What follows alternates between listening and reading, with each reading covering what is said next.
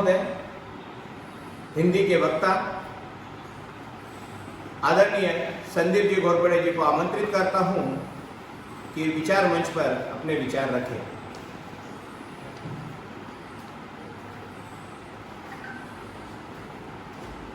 नमस्ते।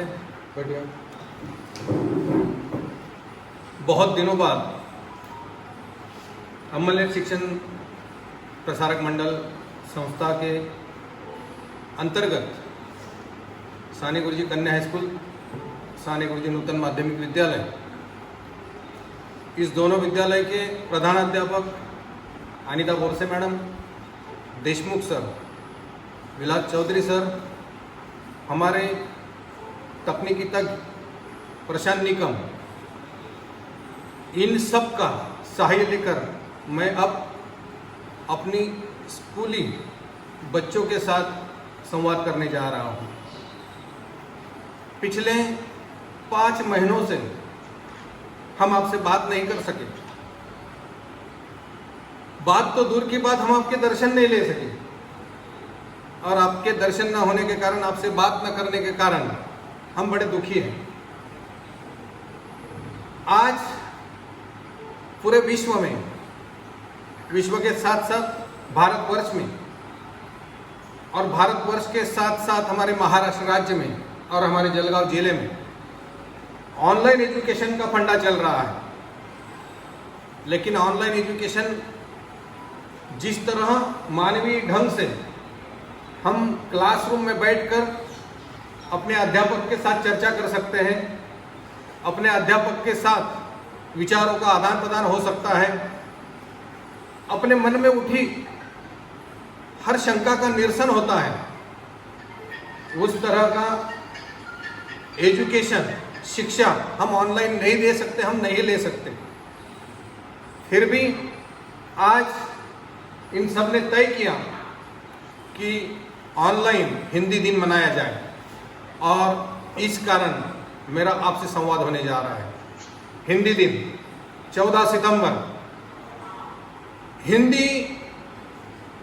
हिंदी को अगर अन्य भाषाओं की सखी बनना होगा तभी हिंदी दिन साल में एक आध दिन नहीं, हमें हिंदी दिन मनाने की जरूरत ही नहीं होगी। अंग्रेजी भाषा प्रभाव के विरुद्ध हिंदी अकेली संघर्ष नहीं कर सकती।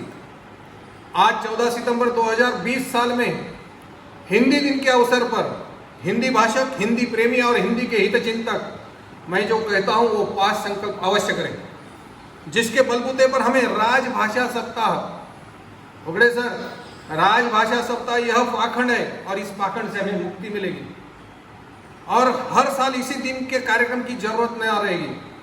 हमारे देश से अंग्रेज तो चले गए, लेकिन अंग्रेजी भाषा की हमारी गुलामी कम न हुई, बल्कि दिनों दिन बढ़ती गई। यह मेरे बोल शायद आपको कड़वे लगेंगे, मगर यह मेरे बोल 100% सत्य है।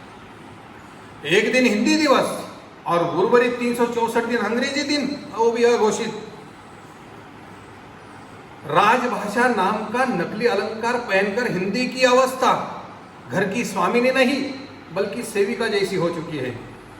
जब भी घर की मालकिन अपने नौकरानी पर चिल्लाकर बात करती है तो वही सेविका अपने घर में आकर अपने ही प्यारे प्यारे बच्चों को बिना वजह पीटती है, और वही मालकिन अपनी अलमारी से एक आध पुरानी साड़ी निकालकर नौकरानी को भेंट दे दे तो वही पुरानी साड़ी पहनकर वही नौकरानी, वही सेविका अपने अड़ोस पड़ोस के अगल बगल के औरतों पे रुतबा दिखाती है। ठीक उसी तरह हिंदी अपने अन्य दर्जनों भाषाओं पे झूठा रुतबा दिखाकर अपनी ही बहनों का गला घोटती है। सरकारी नीतियों का सच तो यही है कि नई शिक्षा नीति के बहाने मातृभाषा में शिक्षा से सही तरीके से चर्चा हो सकती है, लेकिन एक तमिल राजनेता हिंदी के प्रभाव को लेकर टिप्पणी करता है और हमारे सरकारी सूत्र तत्काल स्पष्टीकरण देते हैं और अलग हो जाते हैं कि हिंदी की थोपने की हमारी कोशिश नहीं है। इसका तो यही अर्थ हुआ अंग्रेजी के वर्चस्व का हमें धोखा नहीं है।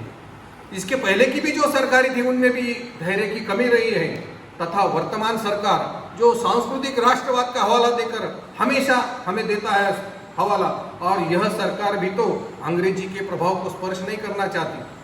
सत्य बात यही है अंग्रेजी भाषा के प्रभाव के विरुद्ध अकेली हिंदी झुंझ नहीं सकती। जब तक सारी भारतीय भाषा एक दूसरे के हाथों में हाथ नहीं मिलाती, तब तक यह लड़ाई जीती नहीं जा सकती। हिंदी ने विशेष अधिकार नहीं तो सारी हिंदुस्तान की भाषाओं को एक साथ जोड़ने की विशेष जिम्मेदारी लेनी चाहिए। हिंदी छोटी मालकिन होने का मोह छोड़ अन्य भाषाओं की सास या अपनी ही बोली की अन्य बोली भाषाओं की सौतेली माँ होने के बजाय अन्य भाषाओं की प्रिय सखी अगर होगी तभी तो हिंदी बचेगी। भारत में उपलब्ध अन्य भाषाओं के लिए हिंदी श्रृंखलापन बड़ा ही लुभावना काम कर सकती है। हमारे दिल्ली स्थित मित्र है योगेंद्र यादव, उनके मुताबिक हम अगर अगले 5 संकल्प लें तो हिंदी के बहुत अच्छे दिन आ सकते हैं। पहला संकल्प, हम हिंदी की पूजा करने के बजाय उसे उपयोग में लाएं। केवल घर या रसोई में नहीं तो प्रतिष्ठित मंच पर हिंदी में बोलेंगे, सोशल मीडिया पर हिंदी में लिखेंगे। केवल बाल्यावस्था नहीं तो हम भविष्य की बात भी हिंदी में करेंगे। बुजुर्ग ही नहीं तो नन्हे बालक के साथ भी हिंदी में बात करेंगे, हिंदी का पाठ पढ़ाएंगे, बच्चों को हिंदी से परिचित कराएंगे। हम दूसरा संकल्प लेते हैं, हम शुद्ध हिंदी का आग्रह छोड़े।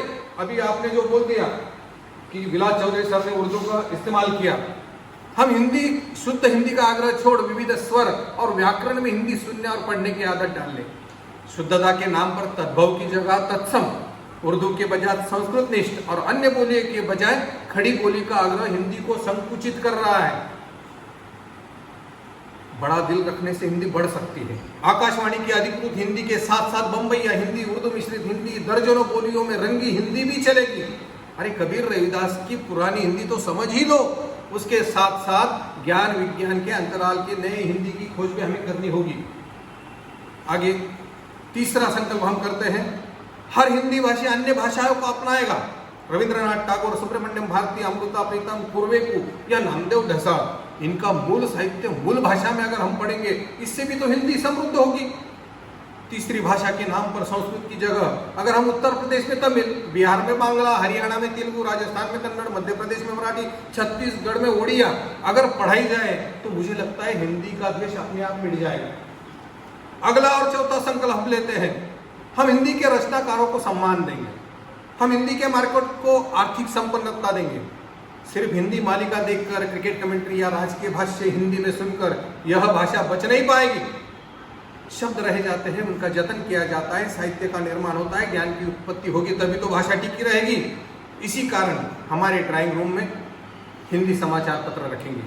बच्चों के जन्मदिन के उपलक्ष्य में हम हिंदी किताबें भेज देंगे। साहित्य निर्माताओं को सम्मान देंगे। हिंदी साहित्य निर्मित पर पारितोषिक देकर हम हिंदी को संपन्न कर सकते हैं। स्कूली बच्चों को साहित्य विविधता से परिचित करवाते हैं। इसकी संपन्नता से परिचित करवाते समय हमें हर्ष होता है कि हमारी साहित्य विविधता कितनी बड़ी भंडार की तरह खुली है। देखिए, काव्य है, महाकाव्य है, एकार्थ काव्य है, खंड काव्य है, मुक्त काव्य है, गद्य काव्य है, नाटक है, एकांकी है, ध्वनि नाटक है, गीति नाट्य, उपन्यास, कहानी, समालोचना, निबंध, ललित निबंध, रेखाचित्र, संस्मरण, रिपोर्ता, जीवनी, आत्मकथा, वासरी, यात्रा साहित्य, पुस्तक समीक्षा, सल्ला, पत्र साहित्य, लघु कथा, साक्षात्कार, परिसंवाद, मोनोलॉग, फैंटेसी, परिचर्चा, हास्य व्यंग। यह हास्य व्यंग मुझे बड़ा लुभावना लगता है। कितना बड़ा भंडार खुला पड़ा है इसके साथ। अरे इससे भाषा का दुराग्रह छोड़ अपनापन दिखाना चाहिए। हास्य व्यंग, कम शब्दों में बात हम गहराई तक पहुंचाई जा सकती है, इस बात को हम भूलते हैं। एक हास्य व्यंग आपको सुनाता हूँ। हास्य व्यंग का नाम है स्थिति परिवर्तन। अब बहुत समय से मैं आपको अलग दिशा में ले गया था, अब हास्य व्यंग के माध्यम से आपको हिंदी से और ज्यादा परिचित करवाता हूँ। एक नौजवान ने तालाब में डूबती हुई एक खूबसूरत लड़की को बचाया। एक नौजवान में तालाब में डूबती हुई एक खूबसूरत लड़की को बचाया। लड़की ने खुश होकर उसी नौजवान से ब्याह रचाया। अब वैवाहिक परिणाम ने धीरे धीरे स्थिति ये बना दी कि बेचारे नौजवान ने जाकर उसी तालाब में छलांग लगा दी। ये हास्य व्यंग है। स्थिति बदल सकती है। कल जो था आज नहीं है, आज जो है कल नहीं रहेगा। कल जो नहीं था आज है, आज जो है कल नहीं रहेगा। ये स्थिति बदलती रहती है। इसीलिए मैं कहता हूँ, अगला और आखिरी 5वां महत्वपूर्ण संकल्प हम लेते हैं। आप जो कहते हैं राष्ट्रभाषा, जो आपने लिखा भी है सामने, राष्ट्रभाषा शब्द हम हिंदी भाषा गलती से भी इस्तेमाल नहीं करेंगे। क्यों नहीं करेंगे बताता हूं। संविधान या किसी भी कानून के कलम में किसी भी एक राष्ट्रभाषा का उल्लेख नहीं किया गया है। राष्ट्रभाषा यह नकली गहना हिंदी ने वापस करना चाहिए। हिंदी प्रचार प्रसार का काम सरकारें ना करें। सरकारें क्यों करती है किसी एक भाषा का प्रचार प्रसार का काम? यह काम सरकारें ना करें। गैर हिंदी लोग अगर हिंदी भाषा को गौरवान्वित करना चाहते, आप जैसे मराठी भाषक लोग हैं, आप हिंदी को गौरवान्वित करना चाहते तो ठीक है, मगर हिंदी भाषक लोग यह काम त्याग दें। हिंदी भाषक जो लोग हैं उन्होंने यह काम नहीं करना चाहिए। भारतीय भाषा दिन भारत में मनाए जाने की जिस दिन जरूरत नहीं होगी उसी दिन अंग्रेजी भाषा का प्रभाव कम करने की हमारी जो राष्ट्रीय योजना है वह यशस्वी होते जा रही है, ऐसा हम देख सकेंगे। मैं लड़कियों से और उनके माता पिता से गुजारिश करूंगा, कोरोना महामारी के दिन है, अपना खुद का जीवित रहना बहुत ही आवश्यक है। अपने साथ साथ अपने परिवार को जीवित रखो। सरकारें जो भी निर्देश दे रही हैं, आरोग्य व्यवस्था जो भी निर्देश दे रही है उनका पालन करें। घर से बिना वजह घर से ना निकलें और जहां ज्यादा भीड़ है वहां पर ना जाएं। अपनी सेहत के लिए काम करें, सुबह शाम कसरत करें, मनोबल ऊंचा रखें, यही मैं आपसे विनती करता हूं। और आज हमारे Deshmukh sir, Borse madam, Vilas Chaudhari sir, Hogade sir, Dilip Patil sir और हमारे तकनीकी तज्ञ प्रशांत निकम, इन सब की वजह से मैं आपसे बात कर सका, इसलिए इन सबको धन्यवाद देता हूँ। जय हिंद, जय हिंदी, जय भारतीय भाषा।